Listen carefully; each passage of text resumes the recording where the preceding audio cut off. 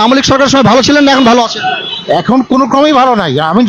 আওয়ামী লীগের সময় আমরা ভালো ছিলাম, জিনিসপত্রের দামও সস্তা ছিল এবং মানুষের মনে একটা স্বস্তি ছিল, কিন্তু এখন সেই বিষয়টা নাই, একদম নাই।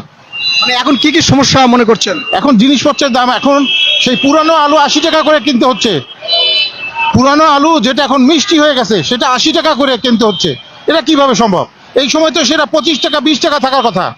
এবং সবচেয়ে বড় জিনিস হচ্ছে মানুষ এখন দীর্ঘশ্বাস চাচ্ছে, ভুল করছে তারা, বুঝতে পারছে তারা। আর এই ছাত্র জনতা এই আন্দোলন করে এরা ভুল করেছে। অবশ্যই ভুল করেছে। এর জন্য জাতি এখন আসলে এই কলঙ্কমুক্ত হইতে হবে।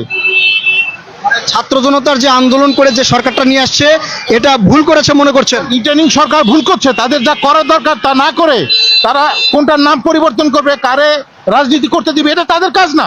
এটা হলো জনগণের কাজ। ভোটের মাধ্যমে তারা নির্ধারণ করবে তারা কাকে ভোট দিবে কাকে ভোট দিবে না। এটা ইন্টারিং সরকারের কাজ না।